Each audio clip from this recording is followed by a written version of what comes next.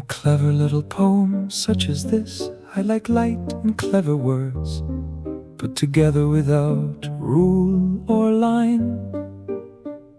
And since my intention is set on it, I have given back youth to my lineage, there where my heart is fixed for all time.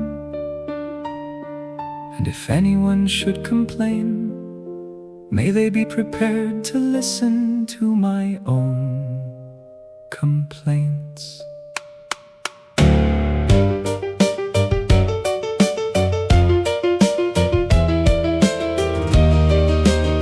About the faithless who wear us down, who speak out, who say things and constrain points stare, and in so doing joy is spoiled. They are the reason I wither, pant and stare, though I never stray from the straight and narrow.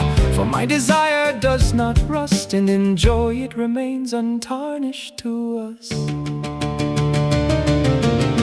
When I see all the ripening fruit in the treetops, and when little birds line up and turn toward love and sing about it, I myself turn to joy, for which I strive and sing at the top of my voice.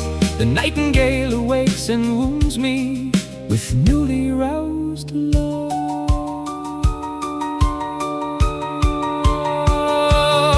My heart is on fire, nothing outside of it burns, though it flames within. For love surrounds and holds it captive, yes, by all the saints beyond my land. It is kept enclosed in love's coffer, for I now love my nuns 1,000 times more, though it puts me in peril, in trouble, in danger.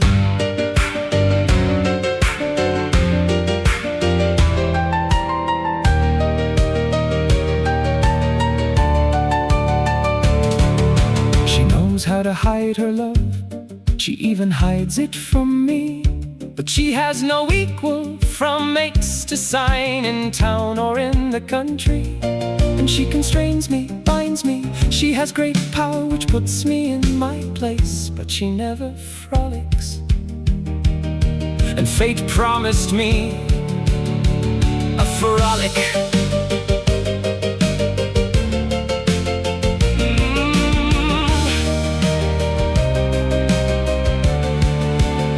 And so because of this I leap and bound and frisk and jump and leap, but I weep more because my brief joy is curtailed by pain about which I take ill.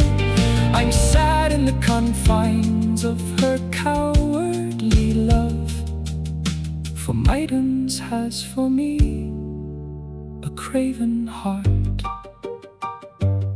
And since maidens considers me so base, I curse 1,000 times the day the one who led my heart up to my eyelashes.